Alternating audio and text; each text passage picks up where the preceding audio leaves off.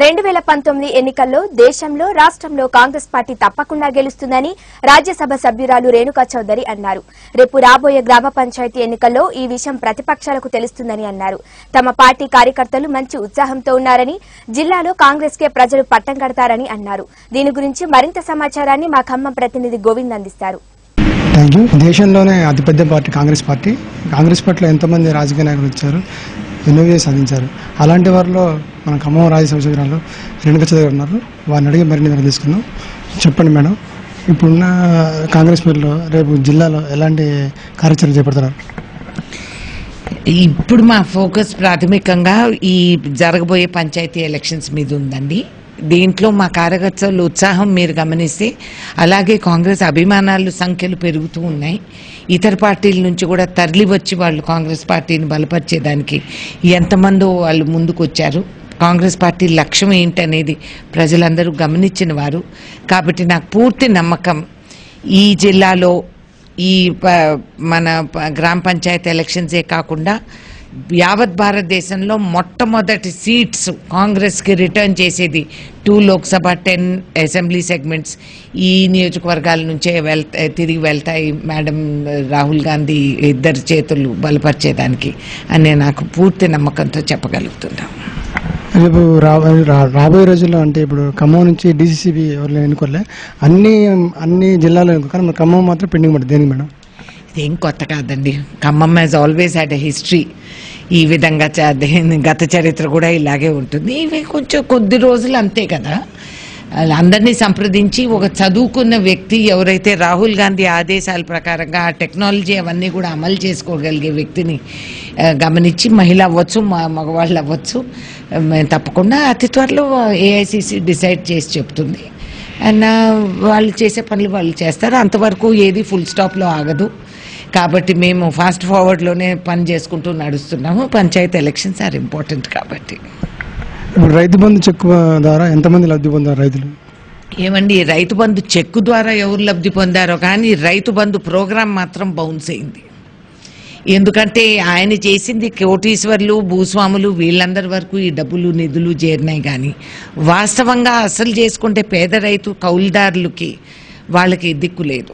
అదేవిధంగా ఈ జిల్లాలో 2 వర్గాల మధ్యలో ఒక ఆదివాసీస్కిను లంబాడాస్కి జరిగే సమస్యని పరిష్కరణ చేయకుండా పోడు భూముల్లో చిచ్చు పెట్టి ఇవాళ రోజు నిలవ పంటని మీరు దున్నేసి జేసీబీలు పెట్టి వాటిని దున్నేసి ప్రజలను అక్కడి నుంచి పంపించేసి ఫారెస్ట్ కవర్ అని పచ్చి అబద్ధం మీరు ఏర్పాటు చేసి మీరు కేంద్రానికి ఇచ్చిన స్టాటిస్టిక్స్ అన్నీ తప్పు.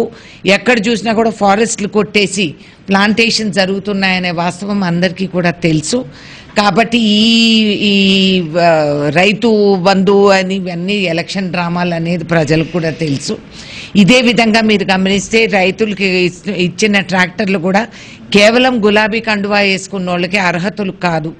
అదేవిధంగా ఒక ట్రాక్టర్ ఆల్రెడీ ఉన్నవాడికి 2వ ట్రాక్టర్ ఇవ్వటం, అవన్నీ కూడా చీప్ క్వాలిటీ కంపెనీతో వీళ్ళు మాట్లాడుకొని అది సర్దుబాటు చేసి అది క్వాలిటీ కూడా బ్రహ్మాండంగా లేదు. ఆ విధంగా వీళ్ళు ప్రజల్ని మోసం చేసేది అందరికీ తెలుసు. మీరు ట్రాక్టర్ ఇచ్చినా, భూమి ఇచ్చినా, చెక్ ఇచ్చినా ఓటు పడేది కాంగ్రెస్కి. అది కేసీఆర్ కూడా తెలుసు. కాబట్టి ఇప్పుడు 4 సంవత్సరాలు నిద్రపోయి ఇప్పుడు నిద్రలేసి ఈ కార్యక్రమం ఆ కార్యక్రమం గతంలో కూడా ఇలాగే చేశారు. ఎన్నికల ముందు మాకు షెడ్యూల్ కాస్ట్ చీఫ్ మినిస్టర్ ఇస్తానన్నారు, 2 బెడ్రూమ్లు అన్నారు, ఇంకేదో అన్నారు, కేజీ టు పీజీ అన్నారు.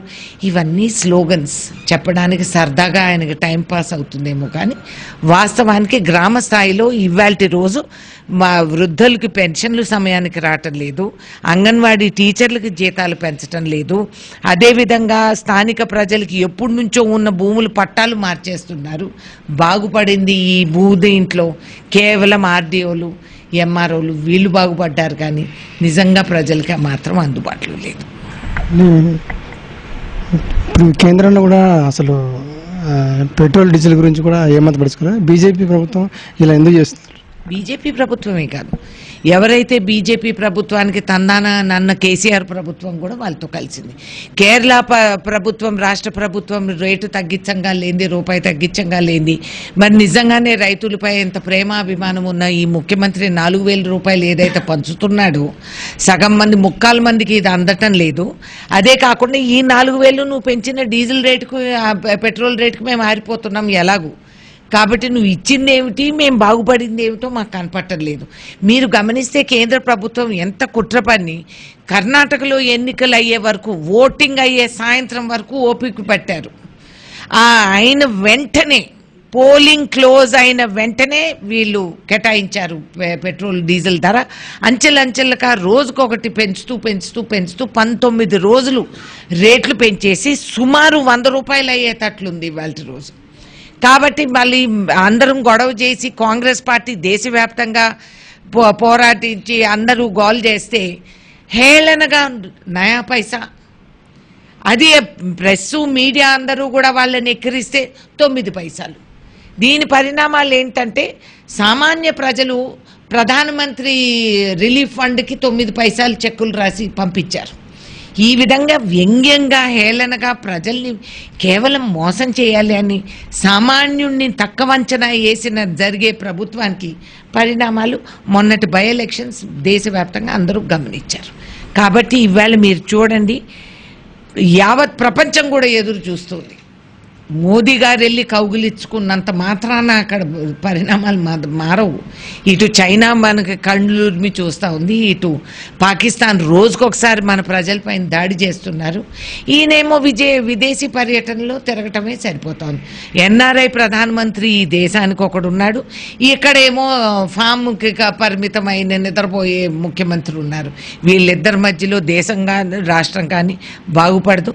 కాంగ్రెస్సే ప్రజలకి అందుబాటులో ఉండే పార్టీ అనేది అందరూ గ్రహించారు. యువ నాయకుడు రాహుల్ గాంధీ ఆధ్వర్యంలో మీరు గమనించండి, మార్పులు చేర్పులు ఏ విధంగా జరుగుతున్నాయి. ఐ హ్యావ్ ఫుల్ కాన్ఫిడెన్స్ రాష్ట్రంలో, కేంద్రంలో కాంగ్రెస్ అనేది ఎక్కువ రోజుల్లో కాదు, అతి త్వరలో వస్తుంది. ఓకే, మొత్తం చూసుకున్నట్టయితే ఇక్కడ దేశంలో, రాష్ట్రంలో ప్రభుత్వాలు అన్ని వైఫల్యం చేయాలని ప్రజలు ఏమాత్రం సరిగా చూడటం చెప్పారు. రేపు రాబోయే ఎన్నికల్లో కాంగ్రెస్ కంపల్సరీ విజయం సాధిస్తుందని, ప్రజల పట్ల అందరూ ఉంటుందని చెప్తున్నారు. రేణుకా చౌదరి గారు. కెమెరా పర్సన్ రాజుతో గోవింద్, S6 న్యూస్ ఖమ్మం.